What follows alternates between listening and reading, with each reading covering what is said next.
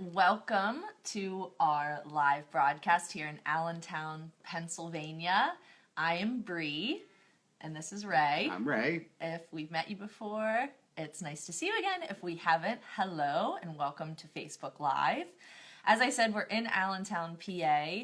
We've been here since yesterday. We are here for the Allentown Antique Toy Show, and it is at Ag Hall, and it's open to the public tomorrow from 9 to 3. We will have a booth set up there, and when you walk in the front door, you turn to your right, and we're the second booth right there. We're set up as Toys of Yesteryear. So today what we're going to do is just feature a couple items that we are going to have for sale at our booth here in Allentown. And along with the Allentown Toy Show, actually there's a toy convention going on here for the Antique Toy Collectors of America. If you're not a member of the Toy Club, you should definitely check out their website. It is atca-club.org. And you can see all of the requirements there, and they have conventions twice a year, and theirs this year just happened to line up with the Allentown Toy Show. So, and the hotel's very close by, so they were able to stop by the show and go to the convention, so 2-in-1 deal. Well, and the Allentown show is one of my favorite shows. It's one of the oldest. I think you said the 38th year? I believe, yes, it's the 38th year. 38th year. I started doing the show when I was 14 years old. My mom had to drive me to the first show I did here. So it was a long time ago. But it really brings out some of the top collectors and dealers in the world, essentially. There's dealers here from Paris, and I saw Vienna was here, and a number of people from Italy. So it's a great show. If you're anywhere in the neighborhood, it's definitely worth stopping by to take a look. Yes, definitely. And there's a market across the street that I feel like is about a half-mile long with delicious food. People love Ag Hall. And it's a great time. So if you come to the show, definitely have to go across the street to the market. Lots of Pennsylvania Dutch specialties there. Yes. Shoe fly pie. Shoe fly pie. Shoo 'em away. And also, we'd like to give a shout out to Barb and Joe Freeman. They were the gracious hosts for the Toy Club's convention, so thank you to them. And it was great seeing them today. We saw them today. It sure was. And with that, do you have anything else to add, Ray? No, I think we're just going to show some of the toys that we're going to have at the show tomorrow. I'll give you a little background on them. And again, hopefully you can stop by and take a look in person. Yes, so. All right, you want to start us off, We're going to start with a pretty big piece. So I'm going to see if I can get it close enough so that you can get a better look. This is a castle. It is made by Doll and C. Ah. And as you can see, there are these little intricate flags up top and this little walkway. This castle, and there's a big swan, and how it works is there's actually a key that you put in the back and wind up, and the swan will go around in circles. And what they did was you'd actually put water in this, and he floats and he goes around. So that's really cool. I know we haven't personally put water in it, but that is how it would work. And what year is this one from, Ray? This is about 1910. Okay, so 1910. And also, when we display it, it shows, right now I don't have any on here because I'm lifting it up, but it looks really, really neat with knights. And we usually put some Courtney knights on there. You could put them up here, or maybe you could put one going for a ride on this ridiculously proportioned swan as compared to the castle. I'm going to give it a spin here. And then right here is where you would actually put the wind-up key, the key in there to make the swan go around in a circle. Yeah, this is a really showy piece. I mean, I think it's really a great example of early American tinsmith. Doll & C was a major French manufacturer. This castle actually comes in two sizes. This is the larger size.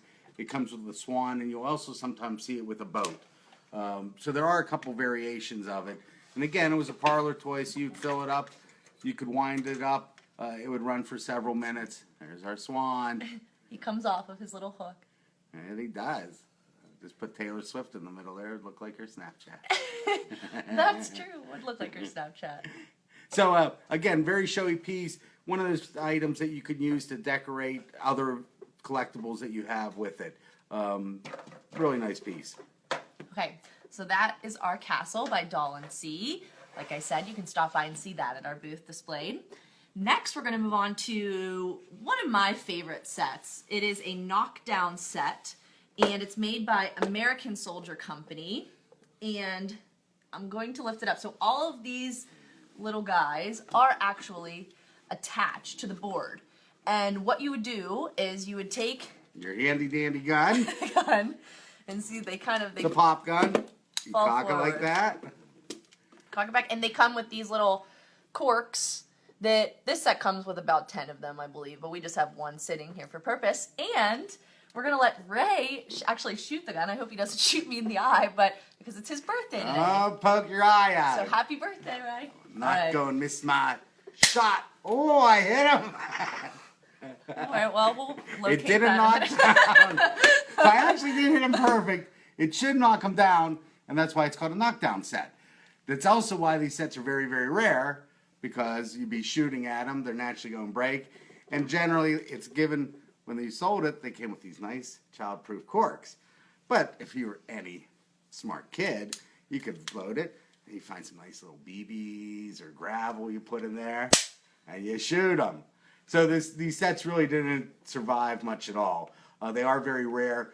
The figures are actually American-made, but then this company, actually on the gun here, they say, the finest military game in the world, an American invention. That's backwards, I know, for everyone, but that's what it says there. This company actually would buy figures from Britain's, which is a big British manufacturer, and then they would also make their own figures in the U.S. So you can find them in a number of different combinations. This actually has all the U.S.-made figures on it, but it will also come with Britain's figures on it. They made a number of different sizes. They made a number of different regiments. This is one of the larger boards, but they did get much, much larger. Fun little toy to play with. Yes. Okay, one more shot. All right. He's gonna, I'm not going to miss my shot. Ah. Very close. I know. But at least that one we located there. It landed in the box. Boys love to play with guns.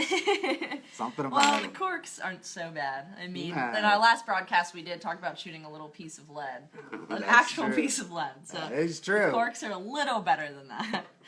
Okay. So next we're going to go to this American tin toy made by James Fallows. It is called Jerome. And Jerome Park. Jerome Park.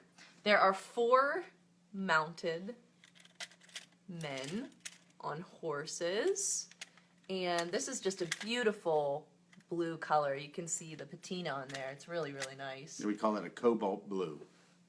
Actually, they would use cobalt in the pigment, which is an element. Jerome Park, okay, this is actually part of the Fallows series of platform toys. They probably made about 20 or 30 different ones, including Cat with Mice, a Girl with Ducks, there's actually Punch and Judy, there's one with a sled and a boy on it, there's a pig, farmer with 2 pigs. So there's a large number of different types of these toys, and a lot of collectors will sort of focus on this type of toy. And in fact, this one here, these are early. This is actually stamped on here, patented August, looks like 3rd, 1886. So these are all made between about 1882 and about 1890. Jerome Park was actually an actual race course, and I believe it was on Long Island, but it may have been in Maryland. And the theory is, or the thought was, that they actually sold these at the souvenir gift shop. Oh, So wow. that's how these came about. Actually, these come in 2 versions too. This is a fixed figure, so the jockey is actually part of the horse. You will also sometimes see it where the jockey's a separate casting, and when it actually operates, they race like that. race. But the actual saddle with the driver will move separately. Beautiful example of this toy. Really, really nice example. It is very nice. Okay, so that's our Jerome Park. Next, we're going to move on to a boat, actually, next to Ray. Over here. This is a Markland boat. It is called the America, and it actually does say that, which it's going to be Backwards. backwards, but it's right here. And notice the spelling on there. They spell America with a K. Amerika. That's Germans for you. You can just see the detail on this. I mean, with the lifeboats and the stacks. And Markland are considered the finest of all the boats. They're essentially still in existence. They now produce trains and other type of toys, but more collectible toys.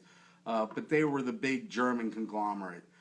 Their boats are probably the most sought after and prized. There's a whole series of Americas. This one's a little bit interesting in that the way that the boats propel. You know what they call this boat, Bree?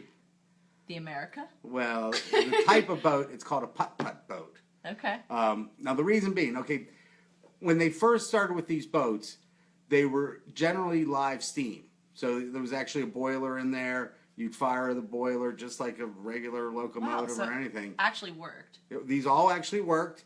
They were all what were called pond boats.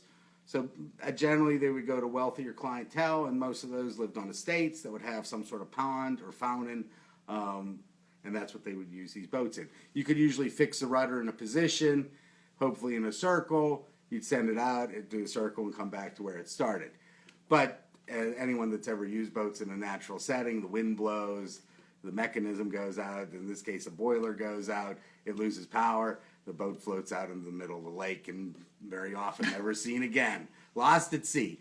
But back to the propulsion. So they were live steam, and they also did clockwork mechanisms. Now right in this period was when electricity was coming out, and there were also versions of Markland that use it as a wet cell battery, which are fairly rare. That was sort of right toward the end, and that was when electricity was becoming very popular.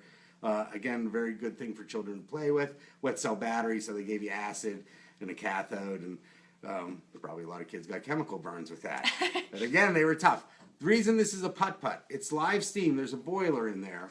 So if you take off the stack there, Bree, you take this off, you can actually see in. Actually, it's kind of dark. Dark, but there's a boiler in there. And what the putt-putt boat would do, instead of using the steam to drive a propeller, it produced steam just as hot air, and there's 4 nozzles in the back here, and it would just blow hot air out of the back that would actually propel the boat. Oh, wow. These boats, my guess is they didn't really work that well, the putt-putt version, so they didn't sell that many of them, I think, and consequently, they are fairly rare. How far would it actually go? Well, the boilers, they would hold about a quarter cup of water, which in a boiler would probably run for, 15 to 20 minutes, so... That's running pretty far away. It could travel quite a distance. And again, if you didn't sort of have the rudder set in a circular pattern, you go straight out to sea. Might never see it again. You might not. Well, so again, we'll have this at the show, along with a number of other boats there. Once again, I think that this would look very, very nice on a mantle and with a nautical set with some sailors or some different soldiers. It really would. So. All right. That's the America. All right, what do we got next? Now we're moving on to Firehouse by Orber. It's German lithograph tin. So it's very light, and you can see the lithograph work on the side, on the front. The doors actually latch and they open. And along with this Firehouse come these little fire trucks, which slide inside the garage doors of the Firehouse doors. The little men on them. So it looks really neat when they're sitting inside of the Firehouse, but I can't hold it up and show you both at the same time. Fun toy. Orber was a German manufacturer that basically produced toys for the people.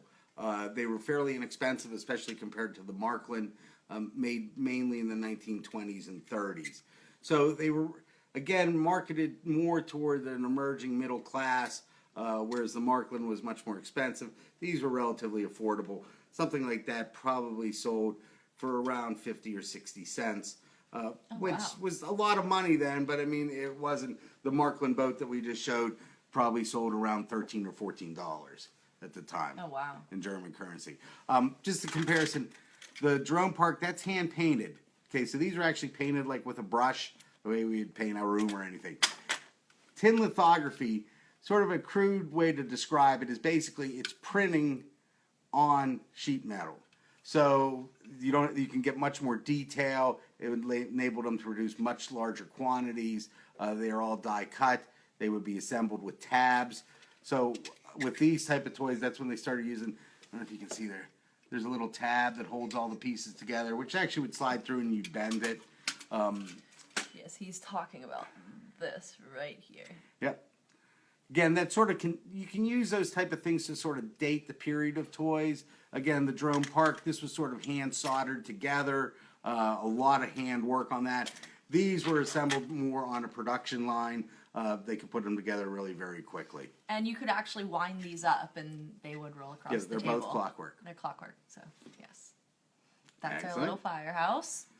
All right. And we're going to end with a mechanical bank. It was manufactured by J&E Stevens, and the name of this one is Darktown Battery, and it's just a phenomenal example of this mechanical bank. It's one of the most popular mechanical banks. They sold a lot of Darktown batteries. It's one of the most popular banks in almost every bank collection out there. It's many, many people's first bank. The nice thing about it, because it is relatively common, that you can essentially find a Darktown over a large price range. They will start, original ones will start that have restoration repairs. You can generally get them maybe $1,200 to $1,500. Very nice ones will sort of be in the $5,000 to $6,000 range. This is an exceptional example in that if you look at the back here, okay, the screws have never been turned, they're painted over. Both on the pitcher and the batter. There are certain things that you look for. This is the screw right there. Other things that really make it exceptional, if you turn it around, Brady, for the crowd. Where it says possum on the batter, see how nice the red lettering is on that? That makes it very nice. You can see the top of the hats, if you angle that for them. Top of the hats have very little wear, but there is a little wear on it, but very little wear. And then a very common thing on this bank, because when you hold it, you grab it right here, where it says Darktown Battery, the red almost always wears off where it says Darktown Battery on there. Here, you do have considerable wear, but there is some red that's left on the highlights. This example here is $12,000 in our booth. The top end for this bank is maybe about $20,000 to $25,000. So again, there's a big diversity, and the best thing about it, It's going to show us how it works. Okay, so you take your penny and you put it under the pitcher's arm. You bring it back, and there's a mechanism that actually holds the penny in there. Okay, you got it steady, Bree? Yes. Okay, and then when you push it, it fires it right in. Let's do that again so they can see it. Here, can you lean forward a little bit? We'll try to make it a little Okay, closer. let me get the penny in there. So you put the penny in there. Okay, and then you push the lever back here, and he shoots it so in. cool. It's one of the most, love that. it's a great, great bank. So we have plenty of banks at the show. There are, I guess real quick, just to finish up on this, very often the back can be repaired. It's very fragile. The pitcher very often will get broken through the legs here. That can often be repaired. So again, these are just things that you want to look at, just so when you're buying a bank, you're making an informed decision and you're getting what you paid for. And we'll help you make that decision at the show. Okay. Yes, we will. So that will be at our booth as well.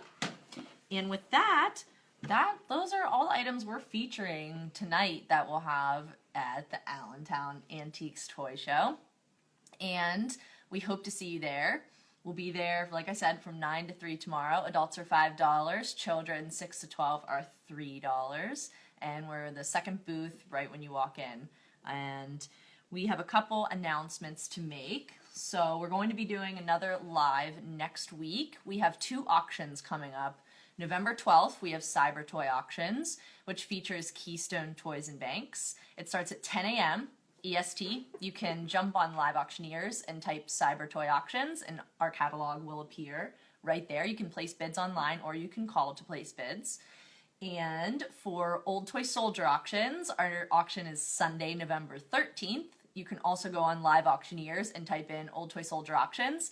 Our catalog will pop up for that. It's called Fresh Toy Soldiers, and it also starts at 10 a.m. EST.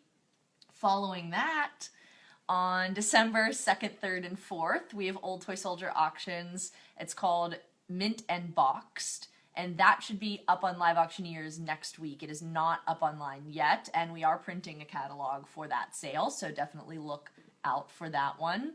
There are some beautiful mint and boxed Hence the name. sets in this sale, and I believe that's it for our upcoming auctions for now. And It's enough. other than that, for our future live broadcasts, just a reminder that you can subscribe to receive notifications in the bottom right-hand corner of your screen, that you will receive a notification on Facebook when we are live. So if you miss our announcement or our post about it, you will just get a little red notification that we're on. So you can definitely do that. And we also have a YouTube channel now where all of our live videos are on. It is entitled Toys, Antiques, and Collectibles. So Toy Soldiers, Antiques, and Collectibles. You can search for us on YouTube and all of our archive videos will come up. So if you missed any, you can check them out there. You can also subscribe to our channel so you receive notifications through there. So thank you for joining us. Happy Friday, and we hope to see you at Ag Hall tomorrow. See you tomorrow morning, everyone.